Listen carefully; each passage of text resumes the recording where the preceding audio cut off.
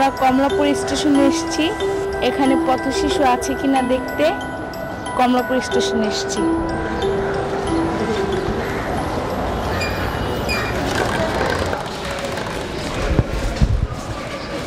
ভিতরে আসতে পারবো না? তুমি কি একাই থাকো এই জায়গায়? একা? ও, তোমাদের দেশ কই? কোথেকে আইছো? রংপুর। রংপুর থেকে আইছো? একা একাই থাকো? বাবা,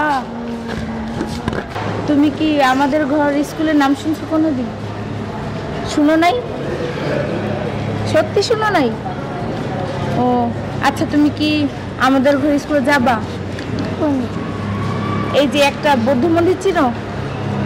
ওইদিকে আছে একটা, তারপরে অনেক সেন্টার আছে। আমরা এখানে আসলাম, আমাদের দুটো ছেলে বন্ধুর সাথে কথা বললাম, ওদের ব্যাপারে জানলাম, ওদের মা বাবার ব্যাপারে জানলাম, ওরা কে কী করে তাও জানলাম।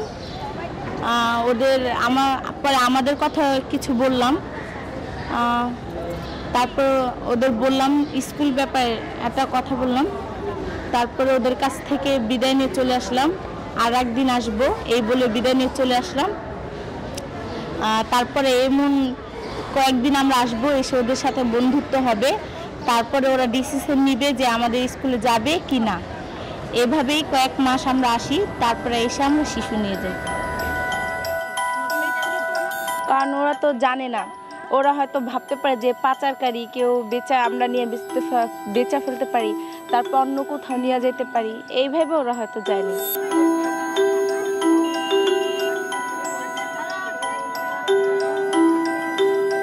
তারপরে আবার এখানে আছে, তারপরে এই 4 বছর ধরে এই জায়গায় আছে।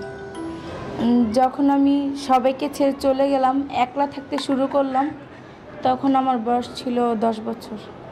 আমার মা আমার অনেক মারতো আমার বাবা, পরে আমার মা আমার একটা বাসার কাজে দিছে, সেখানে কাজ করতাম, আমার মন টিকতো না, তারপরে সেখান থেকে পলে আবার চলে আসি। আসার পরে আমার বাবা আবার আমার অনেক মারে, আমি বাসাতে পলায় পড়ছি দেখা, তারপর অনেক মারধর করে। তারপরে আমি আর সহ্য করতে না পেরা একটা গাড়িতে উঠছি, গাড়িটা কোন জায়গায় নিয়ে যাবো আমি ঠিক জানি না, গাড়িতে উঠটা ওইদিকে গেছি। পরে কমলাপুরে একটা ব্রিজ আছে, ওই দিক গেছি, ওই জায়গায় যা অনেকক্ষণ দাঁড়াইছিলাম। তারপরে আমি গেছি, যাওয়ার পরে শাহিদার সাথে দেখা আর সুমির সাথে দেখা।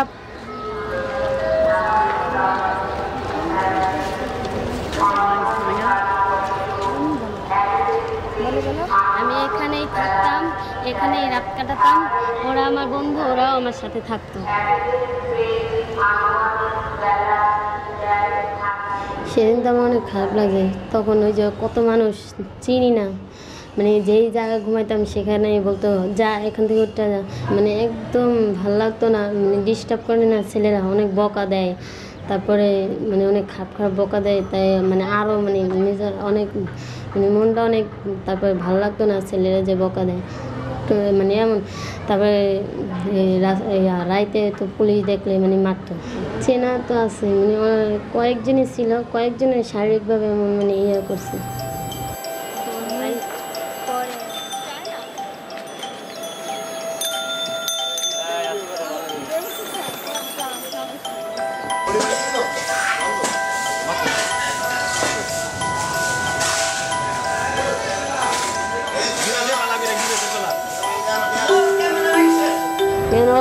বড় বড় শিশুরা ছোট শিশুদেরকে নির্যাতন করে, মানে যেরকম শিশুদেরকে বড় লোকরা নির্যাতন করে, এমনও আছে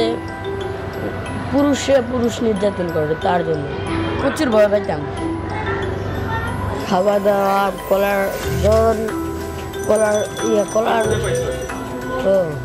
কলার টোকা বেচতাম, বেচা 10 টাকা কামাইলে অথবা যদি রাইকা দিতাম দুপুরে তো ভাতটা খাইতাম, আবার সকালবেলায় কলার টোকায় কলার যা পাইতাম তা খাইতাম।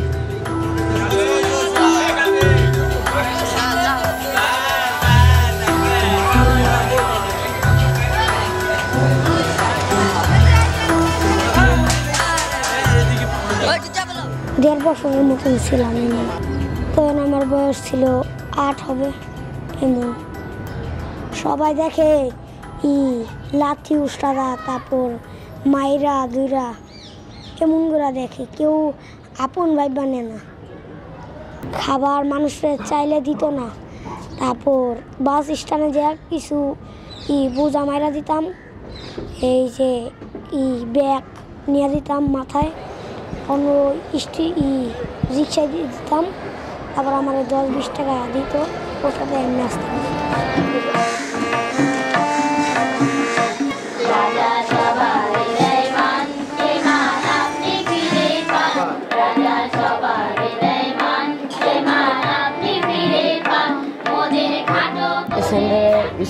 আমি যখন এই স্টেশন ছিলাম, ওই সেন্টারে যে অল্প অল্প বাদ দেয় না, সেটা ছিলাম, ভালো লাগে না, কলা টানলাম। আমার পিছে পিছে ইসুফ ভাই, আমি যেখানে যাই ওই নাইটের ইসুফ ভাই বললো, তুমি কোথায় থাকো ভাই? আমি বললাম ভাই আমি ওই সেন্টার থাকি, কয়েকটা সেন্টার যাবা, মানে খেলাধুলা করে দুপুরবেলা চলে আসবা। আমি বললাম ভাই না, তারপর মানে ক্যারাম বোর্ড খেলতে পারবা, তারপর লুডো খেলতে পারবা, টিভি দেখতে পারবা, কার্টুন আছে। আমি হয় যাবো, আসছি, ঘরটা আমার এমন সুন্দর লাগছে। আমি বলি আমি এখানে রাখতে থাকবো, রাখবো? এসে হ্যাঁ রাখবে। তারপর আমি আজকে থেকে আমি এই সেন্টারে যখন আসছি, একদিন বললাম একটা ছেলেকে, বললাম ভাইয়া তুমি কই থাকো? যে আনে মানে এখানে থাকি। বললো যে আনে মানে চাইবে এখানে থাকি, তোর কোনো সমস্যা আছে? আমি বললাম না ভাই, একটু জিজ্ঞাসা করলাম। রাস্তায় ছিলাম, গোসল করতে পারি নাই, তারপর কাপড় চোপড় ধুতে পারি নাই বেশি। এখানে এসে খাইতে পারি, গোসল করতে পারি, ঘুমাইতেও পারি। আর রাস্তায় ঘুমাইলে সবাই লাঠি উষ্টা মারতো। তারপর জিআরপি আইসা গোয়া পিসা পিটান দিলে প্রচুর ব্যথা করতো। রাস্তাঘাটে তো মানে ঘুমাইতাম, এমন কম্বল পাইতাম না, তারপরে তোষক পাইতাম না, মশারি পাইতাম না, তারপরে যে মাথায় যে তেল দেয়, রাস্তায় তো টাকা দিয়ে খাইতে পারলে খাইলাম, আর তেল কিনবো, তেল পাইতাম না, চিরুনি, বেরাস, মানে যা পাইতাম। সবচেয়ে বেশি ভালো লাগে আমি যে একটা সুবিধা পাইছি, নিরাপদে থাকতে পারতেছি, এই জিনিসটা খুব ভালো লাগে। আমি সবাইকে শোনাই, ওরা আমার জীবনের বেশিরভাগই আমার জীবনের অনেক জায়গায় ওরা নিছে, কারণ ওদের জন্য আজকে আমি এই জায়গায় আসতে পারছি। নাহলে আমার ওই কমলাপুরেই থাকতে হতো, কমলাপুরে আমার জীবনের ভবিষ্যৎ সব মাটি হয়ে যেত।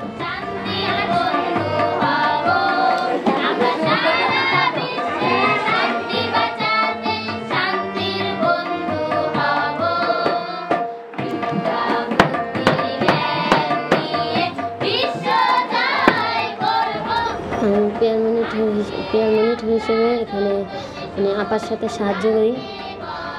তারপরে সেশনের সময় আপাকে সেশনে সাহায্য করি, সব শিশুদের খাতা দেই। আমার থেকে ভালো লাগে ছবি আর্টিস্ট আছে না, আর্টিস্ট ভালো লাগে। তারপর শিশু ছোটো বন্ধু বান্ধবের সাথে খেলাধুলা করতে ভালো লাগে। তারপর হচ্ছে আমি পড়ালেখা করতে একটু ভালো লাগে। এখানে কারচুপি প্রথম শিখেছিল কারচুপি। আমি ছোট একটা চিন্তা করছি, দর্জি কাজ শিখে একবার টেলারিং মাস্টার হইয়া একটা দোকান দিব, নিজের পায়ে দাঁড়ায় দোকান দিব। তারপর আমি নিজের পায়ে দাঁড়ায় দোকান দিয়া তারপর আমার ভবিষ্যতের দিকে আমি আগে যেতে চাই।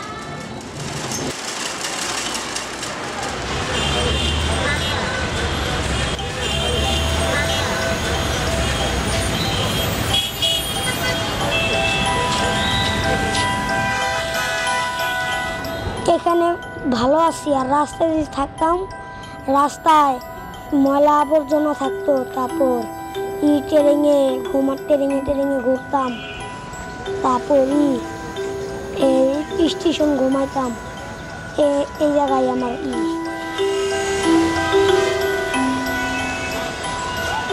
ওরা স্কুলে পড়ে, ওদেরকে ভালো ব্যবহার করে, আমরা রাস্তায় পরে রয়েছি, আমাদেরকে খারাপ ব্যবহার করে। আমরাও চাই ওরা যেরকম ওরাও যেরকম স্নেহ মায়া পায়, আমরাও সেরকম স্নেহ মায়া পাইতাম। তখন করতে যাই এই একটা এনজিওর মতন কত শিশুদের জন্য। একদিন ভালো হবে সব।